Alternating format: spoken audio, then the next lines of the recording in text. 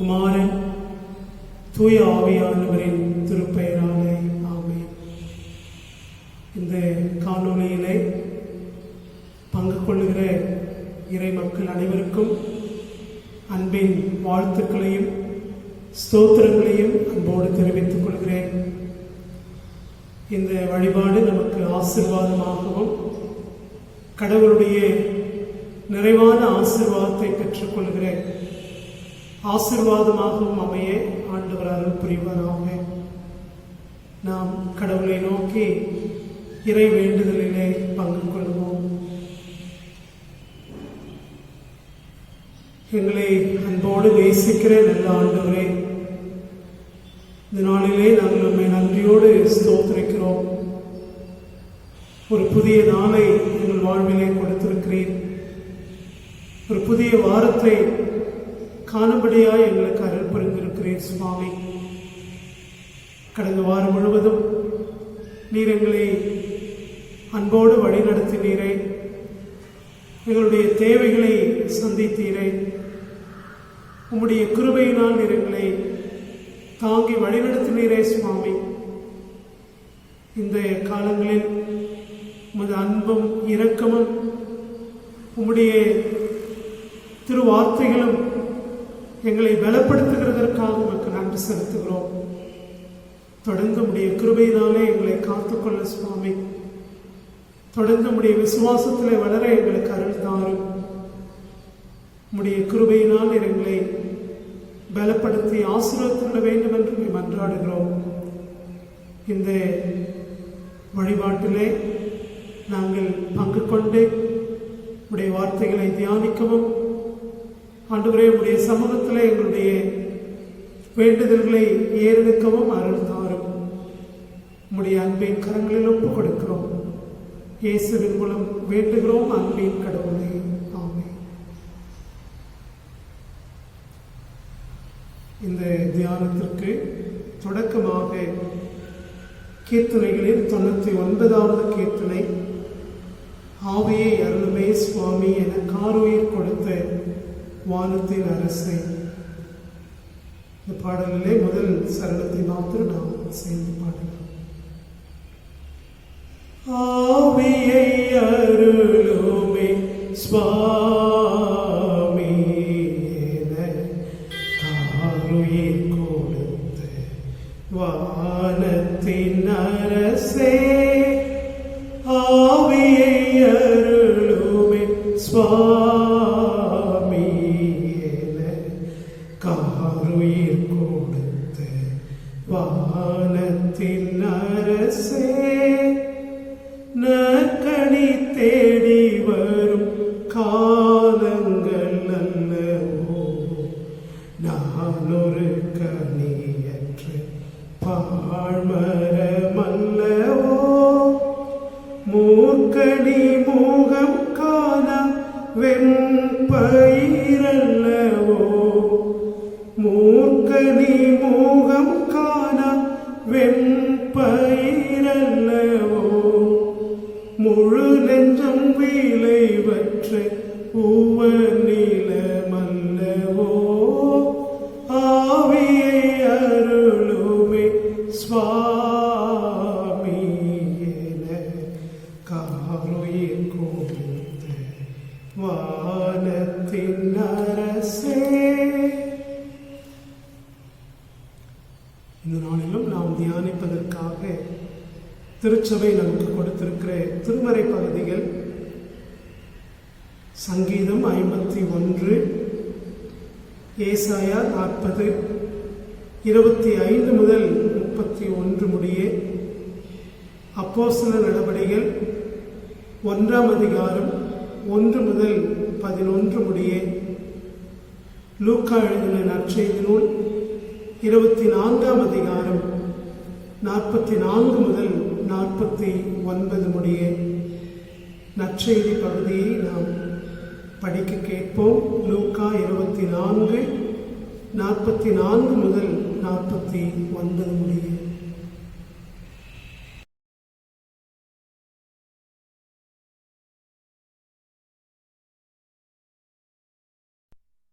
அவர்களை நோக்கி, மோசேயின் நியாயப்பிரமாணத்திலும் தீர்க்கதரிசிகளின் ஆகமங்களிலும் சங்கீதங்களிலும் என்னை குறித்து எழுதியிருக்கிறவைகளெல்லாம் நிறைவேற வேண்டியதென்று நான் உங்களோடு இருந்தபோது உங்களுக்கு சொல்லிக் கொண்டு வந்த விசேஷங்கள் இவைகளே என்றார். அப்பொழுது வேத வாக்கியங்களை அறிந்து கொள்ளும்படி அவர்களுடைய மனதை அவர் திறந்து அவர்களை நோக்கி, எழுதியிருக்கிறபடி கிறிஸ்து பாடுபடவும் 3ஆம் நாளில் மரித்தோரிலிருந்து எழுந்திருக்கவும் வேண்டியதாயிருந்தது. அன்றியும் மனம் திரும்புதலும் பாவ மன்னிப்பும் எருசலேம் தொடங்கி சகல தேசத்தாருக்கும் அவருடைய நாமத்தினாலே பிரசங்கிக்கப்படவும் வேண்டியது. நீங்கள் இவைகளுக்கு சாட்சிகளாயிருக்கிறீர்கள். என் பிதா வாக்குத்தத்தம் பண்ணினதை இதோ நான் உங்களுக்கு அனுப்புகிறேன். நீங்களோ உன்னதத்திலிருந்து வரும் பலனால் தரிப்பிக்கப்படும் வரைக்கும் எருசலேம் நகரத்தில் இருங்கள் என்றார். பிதாவாகிய கடவுளாலும் ஆண்டவரும் மீட்பெருமாகிய இயேசு கிறிஸ்துவினாலும் நம்மை அன்போடு வழிநடத்தி வருகிற தூய ஆவியானவராலும் உங்கள் அனைவருக்கும் வாழ்த்துதலை அன்போடு தெரிவித்துக் கொள்கிறேன். கடவுள் நம் ஒவ்வொருவரோடும் உடனிருந்து நமக்கு வேண்டிய ஆசீர்வாதங்களை, நல்ல உடல் சுகத்தை கொடுத்து நம்முடைய வாழ்விலே உடனிருந்து நம்மை வழிநடத்துவராக. ஆண்டவருடைய திருப்பெயரில் உங்கள் அனைவரையும் அன்போடு கூட வாழ்த்துகிறேன். இந்த நாளிலே நம்முடைய தியானத்திற்காக திருச்சபை நமக்கு கொடுத்திருக்கிற செம்பொருள் தூய ஆவியருக்காக காத்திருத்தல். ஆவியருக்காக, தூய ஆவியானவருக்காக காத்திருத்தல். நம்முடைய குடும்ப வாழ்விலே நாம் மிக சாதாரணமாக பார்க்கின்ற ஒரு அனுபவத்தை சொல்லி இந்த நாளின் தியானத்தை பகிர்ந்து கொள்ள விரும்புகிறேன். பெற்றோர்கள் வெளியூர் சென்று திரும்பி வருவார்களே ஆனால் பிள்ளைகள் மிகுந்த ஆசையோடும் எதிர்பார்ப்போடும் காத்திருப்பார்கள். ஏனென்று சொன்னால், பெற்றோர்கள் தங்களுக்கு பிரியமானதை, தாங்கள் கேட்டுக்கொண்டதை வாங்கி வருவார்கள் என்கின்ற ஒரு எதிர்பார்ப்போடு காத்திருப்பதை நம்முடைய குடும்ப வாழ்விலே நாம் பார்த்திருக்கிறோம். இந்த நாளிலே திருச்சபை நமக்கு கொடுத்திருக்கிற செம்பொருள் கடவுள், தாயும் தந்தையுமாக இருக்கிற கடவுள் இந்த உலகம் முழுவதையும் படைத்து பாதுகாத்து பராமரித்து வருகின்ற கடவுள் தமது தூய ஆவியானவரை தந்தருளுவார் என்கின்ற அந்த வாக்குறுதியை எதிர்நோக்கி காத்திருக்க வேண்டும். காத்திருப்பது என்கின்ற செம்பொருளிலே நாம் சிந்திக்க அழைக்கப்பட்டிருக்கிறோம். யோவான் நற்செய்தி நூல் 14ஆம் அதிகாரம் 16வது வசனத்திலேயும் 26வது வசனத்திலேயும் ஆண்டவராகிய இயேசு கிறிஸ்து சொல்லுகிறார், நான் கடவுளிடத்திலே செல்லுகின்ற பொழுது கடவுளிடமிருந்து தூய ஆவியானவரை, தேற்றரவாளனை உங்களுக்கு தந்துருளுவேன். அவர் உங்களை சகல சத்தியத்திற்குள்ளும் வழிநடத்துவார். நான் உங்களுக்கு சொன்னவைகளை நினைப்பூட்டுவார் என்று சொல்லுகிறதை நாம் பார்க்கிறோம். தூய ஆவியானவர் கடவுளிடமிருந்து அனுப்பப்படுபவர். தூய ஆவியானவர் கடவுளால் திருச்சபைக்கும் இந்த உலகத்திற்கும் கொடுக்கப்படுவார் என்று இயேசு கிறிஸ்து சொல்லுகிறதை நாம் பார்க்கிறோம். தூய ஆவியானவர் படைப்பின் தொடக்கம் முதல் செயலாற்றிக் கொண்டே இருக்கிறார் என்பதுதான் திருமறையிலே நாம் பார்க்கின்றோம். மண்ணினாலே மனிதனை உருவாக்கி வெறும் மண்ணான இருந்த அந்த உடலுக்கு கடவுள் தன்னுடைய சுவாசத்தை ஊதுகிற பொழுது அவன் உயிருள்ளவனாக மாறுகிறான். அந்த சுவாசத்திற்கு பயன்படுத்துகிற சொல்தான் தூய ஆவியானவருக்கு பயன்படுத்தப்படுகிறது. படைப்பின் தொடக்கம் முதல் கடவுள் செயலாற்றிக் கொண்டே இருக்கிறார். தமது தூய ஆவியானவரை கொண்டு கடவுள் செயலாற்றிக் கொண்டிருக்கிறார் என்பதை திருமறையிலே நாம் பார்க்கிறோம். ஆபிரகாம் தொடங்கி, மோசே தொடங்கி, அரசர்கள் தொடங்கி, தீர்க்கதரிசிகள் தொடங்கி ஒவ்வொரு காலகட்டத்திலும் கடவுள் தமது தூய ஆவியானவரை கொண்டு செயல்படுகின்றார்.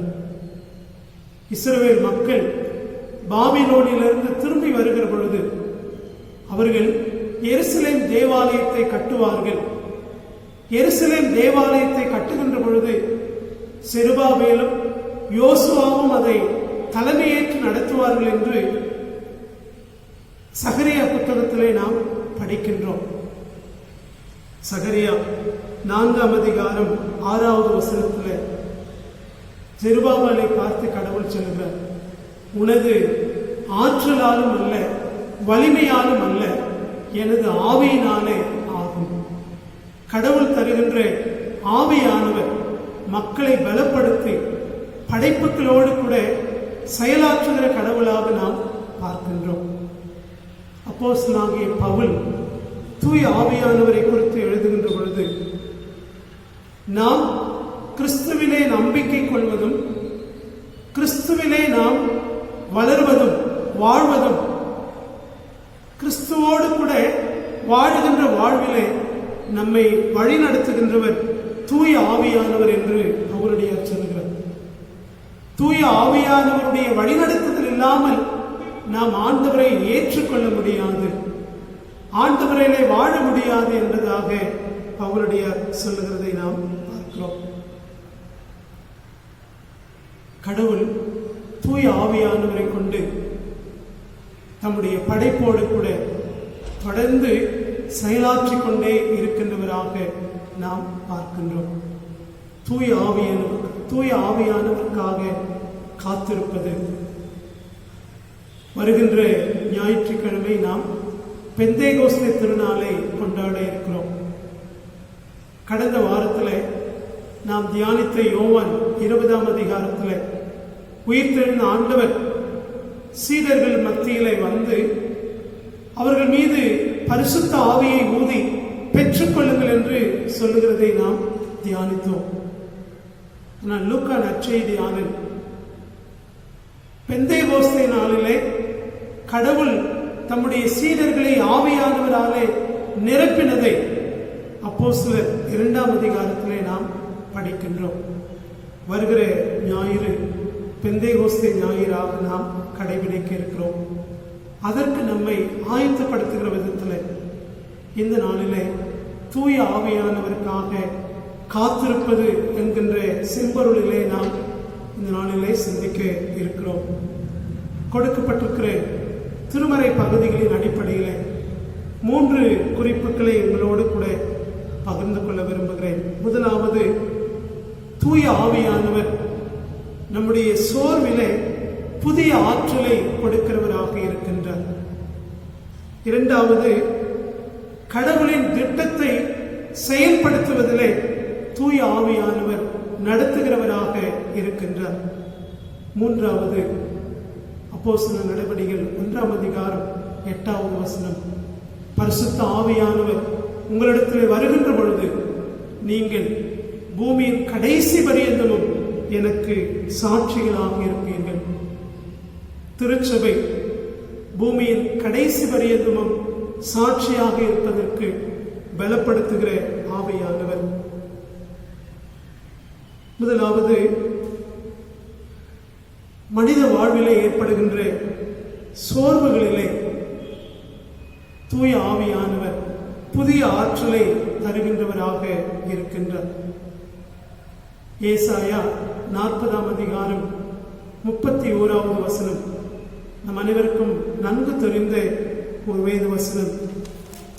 பவர் மொழிபெயர்ப்பிலே, கர்த்தருக்கு காத்திருக்கிறவர்களோ புது பலன் அடைந்து சட்டைகளை அடித்து எழும்புவார்கள், கழுகுகளைப் போல சட்டைகளை அடித்து எழும்புவார்கள். அவர்கள் ஓடினாலும் இளைப்படையார்கள், நடந்தாலும் சோர்ந்து போகார்கள் என்கின்ற பகுதியை நாம் வசனத்தை பார்க்கிறோம். பொது மொழிபெயர்ப்பில் ஆண்டவர் மேல் நம்பிக்கை வைத்திருப்போர் புதிய ஆற்றலை பெறுவர். கழுகுகளைப் போல இறக்கை விரித்து உயரே செல்வர். அவர்கள் ஓடுவர், களைப்படையார். நடந்து செல்வர், சோர்வடையார்.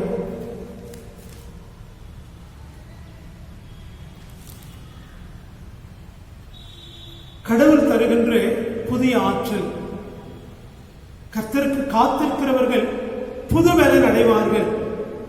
இந்த பகுதியிலே புது பலன் எத்தகையதாக இருக்கிறது? இந்த புதிய பலன் யாருக்கு கடவுள் கொடுக்கின்றார்? இந்த புதிய பலனை தருகின்ற கடவுள் எப்படிப்பட்டவர்? இந்த 3 கேள்விகளுக்கு மிக அழகான பதிலை ஏசாயா 40ஆம் அதிகாரம் 25 31 வரை வருகின்ற பகுதிகளை நாம் பார்க்கின்றோம். இந்த புதிய ஆற்றல் எப்படிப்பட்டது? 2 ஒப்புமைகளை அழகாக சொல்கிறார். வாலிபர்கள் ஓடினாலும் சோர்ந்து போவார்கள், சோர்ந்து போய்விடுவார்கள். ஓடினாலும் களைப்படைவார்கள். ஆனால் கடவுள் தருகின்ற அந்த புது பலன், புது ஆற்றல் அவர்களுக்கு சோர்வை ஏற்படுத்தாது, களைப்பை ஏற்படுத்தாது. கடவுள் தருகின்ற அந்த புதிய பலன் எப்பொழுதும் அவருக்கு புதிய பலனாகவே இருக்கும் என்று மிக அழகாக சொல்லுகிறதை நாம் பார்க்கின்றோம். அப்படிப்பட்ட புதிய பலன், புதிய ஆற்றல் யாருக்கு கொடுக்கப்படுகிறது? படிக்க கொடுக்கப்பட்டிருக்கிற ஏசாயா 40ஆம் அதிகாரம் 27வது வசனத்திலே நாம் பார்க்கிறோம். என் வழி ஆண்டவருக்கு மறைவாய் உள்ளது, என் நீதி என் கடவுளுக்கு புலப்படவில்லை என்று யாக்கோபே நீ சொல்வது ஏன்? இஸ்ரவேலே நீ கூறுவது ஏன்? இஸ்ரவேல் மக்கள் பாபிலோனிய சிறைபிடிப்பின் மத்தியிலே, அடிமைத்தனத்தின் மத்தியிலே வாழுகின்ற பொழுது கடவுளை நோக்கி கூக்குரலிடுகிறதை நாம் பார்க்கிறோம். ஆண்டவரே, உம்முடைய நீதியை எங்களுக்கு தராமல் மறந்து விட்டீரே. அப்படி கலக்கத்தோடு சோர்வோடு கூட கடவுளை நோக்கி முறையிடுகின்ற இஸ்ரவேல் மக்களுக்கு கடவுள் புதிய பலனை தருவதாக நாம் பார்க்கின்றோம். ஆண்டவர் மேல் நம்பிக்கை வைத்திருக்கிறவர்கள் புது பலனை, புதிய ஆற்றலை பெற்றுக் கொள்வார்கள். சோர்வுகளின் மத்தியில ஒருவேளை இஸ்ரவேல் மக்கள் அந்த அடிமைத்தனத்திலே கடவுளை நோக்கி கூக்குரலிடுகிற பொழுது, அடிமைத்தனத்தின் மத்தியிலும் கூட கடவுள் மீது வைத்திருக்கிற அந்த நம்பிக்கையிலே உறுதியாக இருப்பதற்கும் அசையாக இருப்பதற்கும் கடவுள் தருகிற அழைப்பை நாம் பார்க்கிறோம். அப்படி சோர்வுகளின் மத்தியில் இருக்கிற மக்களுக்கு கடவுள் புதிய ஆற்றலை தருகிறார் என்று சொல்லி நாம் பார்க்கிறோம். இந்த புதிய ஆற்றலை தருகின்ற கடவுள் எப்படிப்பட்டவர்? ஏசாயா 40ஆம் அதிகாரம் 25, 26, 28 3 வசனங்களிலே நாம் பார்க்கிறோம். உங்கள் கண்களை ஏறெடுத்து பாருங்கள், அவர்தான் இந்த மண்ணையும் விண்ணையும் படைத்த கடவுள். இந்த விண்ணோடு மண்ணோடும் எப்பொழுதும் வாழுகின்ற கடவுள், பராமரிக்கின்ற கடவுள், பாதுகாக்கின்ற கடவுள்.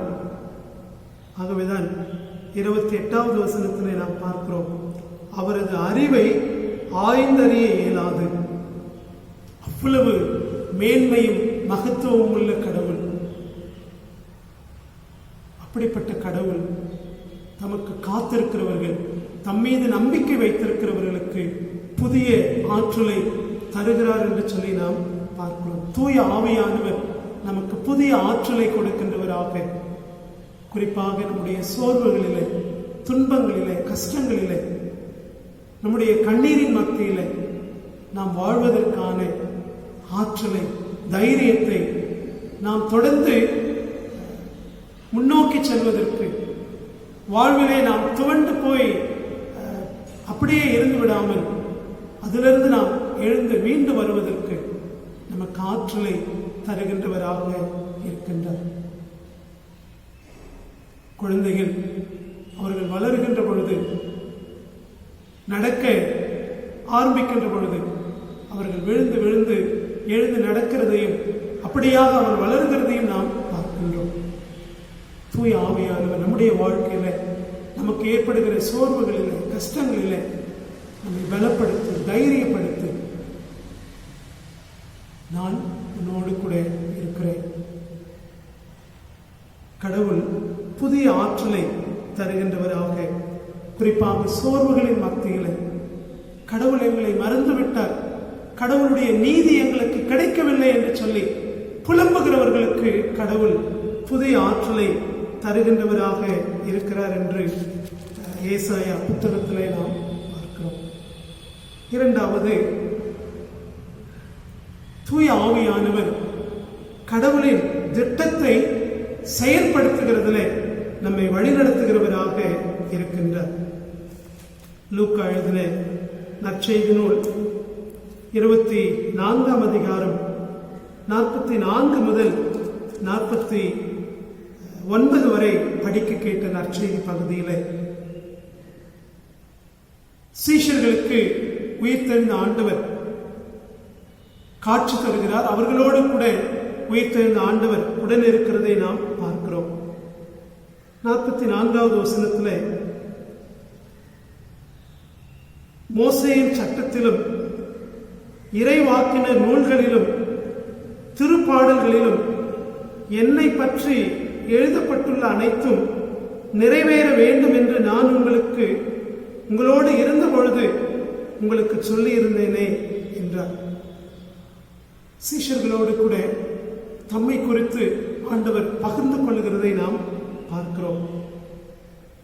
46-47 அவர் அவர்களிடம், மேசியா துன்புற்று இறந்து 3ஆம் நாள் உயிர்த்தெழ வேண்டும் என்றும், பாவ மன்னிப்பு பெற மனமாறுங்கள் என எருசலேம் தொடங்கி அனைத்து நாடுகளிலும் அவருடைய பெயரால் பறைசாற்றப்பட வேண்டும் என்று எழுதியுள்ளது.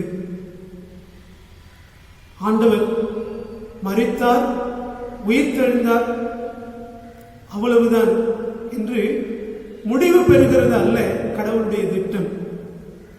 உயிர்த்தெழுதலிலிருந்து தொடர்ந்து கடவுளுடைய பணியானது எருசலேம் தொடங்கி உலகம் முழுவதும், பூமியின் கடைசி பரியந்தமும் கடவுள் கிறிஸ்துவின் வழியாக கிறிஸ்துவிலே கொடுத்திருக்கிற அந்த நிறைவாழ்வை பெற்றுக்கொள்வதற்கான பணி தொடர்ந்து நடைபெற வேண்டும். அதுதான் கடவுளுடைய திட்டம். கடவுளுடைய திட்டத்திலே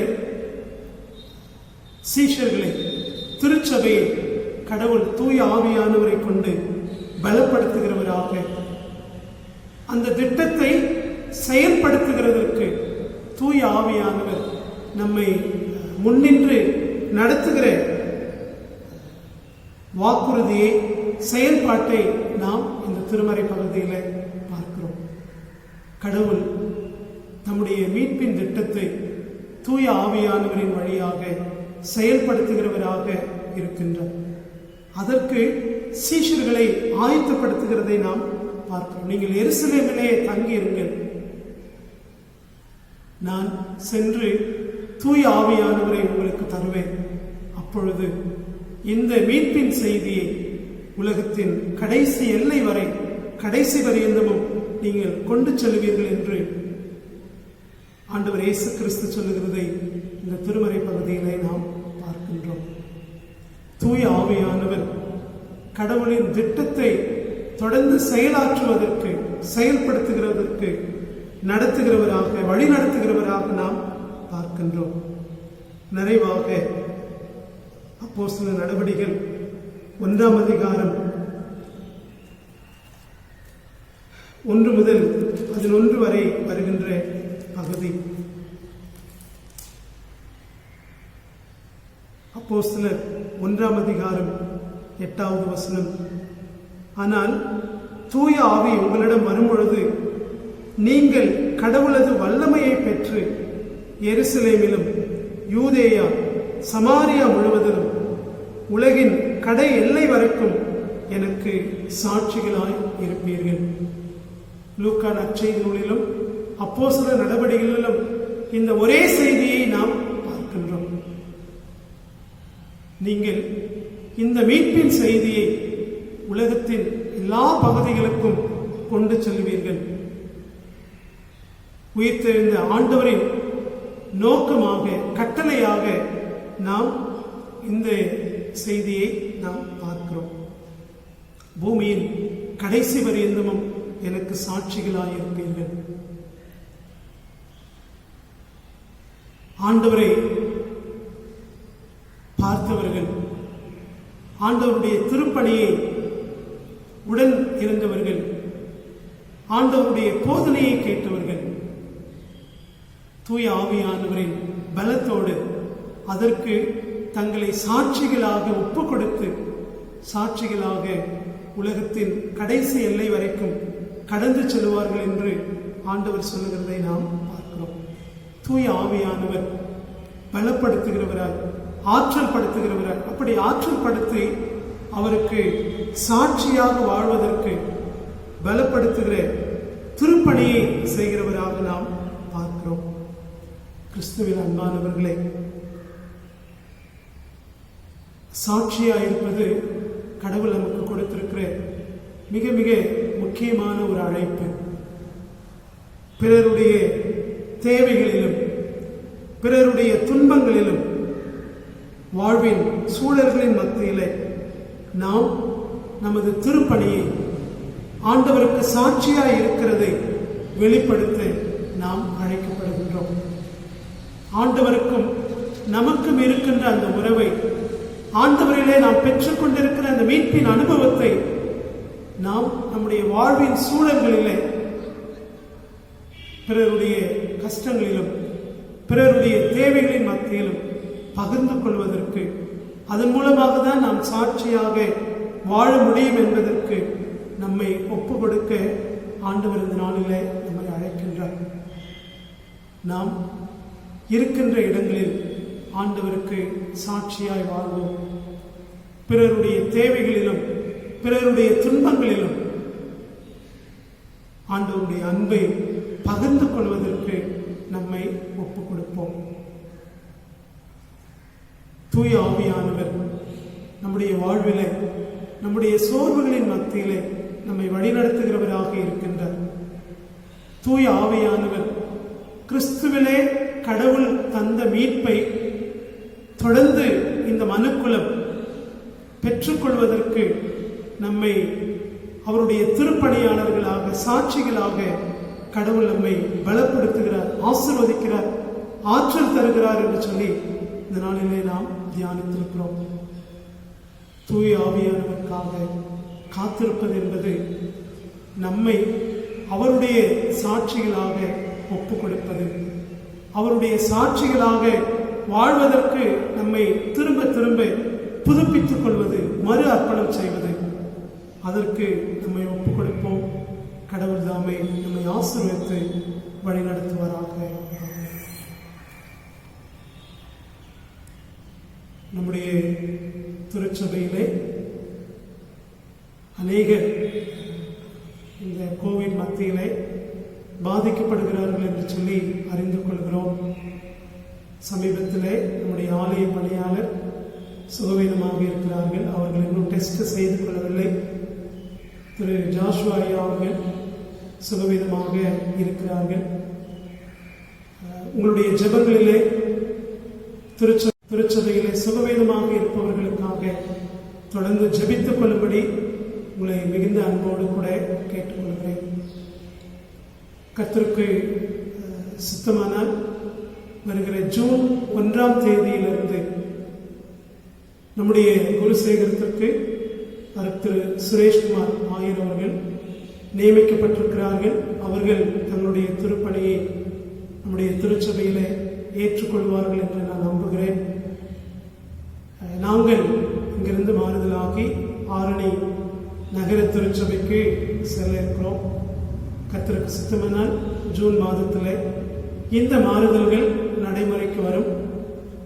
தொடர்ந்து ஜெபத்திலே ஆயர்மார்களுக்காய், திருப்பணிகளுக்காய் ஜெபித்துக் கொள்ளும்படி அன்போடு கூட கேட்டுக்கொள்கிறேன். ஜெபம் செய்வோம். எங்களை அன்போடு நேசிக்கிற நல்ல ஆண்டவரே, உடைய பரிசுத்த நாமத்திற்கு நாங்கள் ஸ்தோத்திரங்களை ஏறெடுக்கிறோம். இந்த நாளிலே எங்களுக்கு நீர் கொடுத்த உடைய வார்த்தைகளுக்காக நமக்கு நன்றி சுவாமி. நாங்கள் சோர்வற்று இருக்கின்ற பொழுது எங்களுடைய கலைப்பிலே நீர் எங்களை பலப்படுத்துகிறீர், தைரியப்படுத்துகிறீர், ஆறுதல் தருகிறீர். எங்களுடைய வாழ்விலே நீர் உடன் இருக்கிறீர் சுவாமி. நன்றியோடு ஸ்தோத்திரிக்கிறோம் அப்பா. கிறிஸ்துவின் வழியாக நாங்கள் பெற்றுக்கொண்ட மீட்புக்கு சாட்சிகளாக இருக்க ஆண்டவரே, பிறருடைய தேவைகளின் மத்தியிலும் பிறருடைய கஷ்டங்களின் மத்தியிலும் உம்முடைய அன்பை, மீட்பின் அனுபவத்தை பகிர்ந்து கொள்ள தூய ஆவியானவரை கொண்டு நீர் எங்களை பலப்படுத்துகிறீர் என்று இந்த நாளிலே நீர் எங்களோடு பகிர்ந்து கொண்டிருக்கிறீர் சுவாமி. எங்களை நாங்கள் மறு அர்ப்பணம் செய்கிறோம். நீர் எங்களை பலப்படுத்தும். நீர் எங்களை உம்முடைய மீட்புக்கு சாட்சிகளாக இருக்க நீர் எங்களை பலப்படுத்தி ஆசீர்வதிக்கும்படியாக ஜெபிக்கிறோம் சுவாமி. உம்முடைய அன்பின் திருக்கரங்களில் எங்களை ஒப்புக் கொடுக்கிறோம். அன்புள்ள ஆண்டவரே, திருச்சபையிலே சுகவீனமாக இருக்கிற ஒவ்வொருவருக்காகவும் ஜெபிக்கிறோம். அவர்களுக்கு தரப்படுகிற சிகிச்சைகளை நீர் ஆசீர்வதியும். அவர்களுடைய சரீர கஷ்டங்களில், சுகவீனங்களில் நீர்தாமே அவர்களை பலப்படுத்தி உம்முடைய கிருபைகளால் நீர் தாங்கும்படியாக ஜெபிக்கிறோம். அன்பின் ஆண்டவரே, இந்த நாளிலும் எங்களுடைய இந்திய தேசத்திற்காகவும் ஒவ்வொரு மாநிலங்களுக்காகவும் ஜெபிக்கிறோம் சுவாமி. இந்த வைரஸ் தொற்றினுடைய பரவல் அதிகரித்து மரணங்கள் அதிகரித்துக் கொண்டிருக்கிற சூழலில் ஆண்டவரே, உம்முடைய கிருபைக்காக நாங்கள் வேண்டி நிற்கிறோம். உம்முடைய கிருபை எங்களை தாங்கும்படியாக ஜெபிக்கிறோம். ஆண்டவரே, உம்முடைய தூய ஆவியானவரை கொண்டு உம்முடைய படைப்போடு கூட வாழுகிறீர், உம்முடைய படைப்பை வழிநடத்துகிறீர், பாதுகாக்கிறீர் என்று இந்த நாளிலே தியானித்தோமே. ஆண்டவரே, உம்முடைய வாக்குறுதியின் படியாய் நீர் எங்களை வழிநடத்தும் சுவாமி. ஆண்டவரே, உம்முடைய கிருபை, உம்முடைய இரக்கம் எங்களை தாங்கும்படியாய் உம்முடைய கரத்திலே ஒப்புக் கொடுக்கிறோம். திருச்சபையின் ஒவ்வொரு குடும்பங்களுக்காகவும் ஜெபிக்கிறோம். வயது முதிர்ந்த பெரியவர்களை உடைய கரத்திலே தொடர்ந்து ஒப்புக் கொடுத்து ஜெபிக்கிறோம் சுவாமி. நீரே அவர்களை பலப்படுத்தும், பாதுகாத்துக் கொள்ளும். உடைய அன்பின் கரங்களிலே நாங்கள் ஒப்புக் கொடுக்கிறோம். வருகின்ற வாரத்திலே தங்களுடைய பிறந்த நாட்களை, திருமண நாட்களை கொண்டாட இருக்கிற அருமை பிள்ளைகள் ஒவ்வொருவரையும் நீர் ஆசீர்வதியும். ஆண்டவரே, உமக்கு சித்தமானால் வருகிற ஜூன் 1 என்று புதிய ஆயர் பொறுப்பேற்க இருக்கிறார்கள். உடைய கிருபைதாமே அவர்களோடு தொடர்ந்து இருந்து அவர்களை வழிநடத்தும்படியாக உடைய கருத்தரை ஒப்புக் கொடுக்கிறோம். இந்த 5 ஆண்டுகள் எங்களை இந்த குருசேகரத்திலே உம்முடைய திருப்பணியை செய்யும்படியாய் வழிநடத்தினீரே, பலப்படுத்தினீரே. உமக்கு நன்றி சுவாமி. தொடர்ந்து உம்முடைய கிருபை, உம்முடைய ஆசீர்வாதம் எங்கள் அனைவரோடும் தங்கியிருக்கும்படியாக ஜெபிக்கிறோம். ஆண்டவரே, இந்த வழிபாட்டிலே பங்கு கொண்டிருக்கிற ஒவ்வொருவரையும் நீர் பலப்படுத்தும். சரீர கஷ்டங்கள், கண்ணீர் எல்லாவற்றையும் மாற்று சுவாமி. உம்முடைய ஆவியானவர் எங்களோடு கூட உடன் இருக்கிறீர், எங்களை வழிநடத்துகிறீர் என்று இந்த நாளிலே தியானிக்கும்படியாய் கிருபை கூர்கிறேன். தொடர்ந்து நாங்கள் ஆண்டவரே நம்பிக்கை எழுந்து போகாமல் உம்முடைய ஜெபத்திலே நாங்கள் காத்திருந்து ஆசீர்வாதமாய் வாழ அருள் தாரும். துதிகன மகிமையாவும் உமக்கு செலுத்துகிறோம்.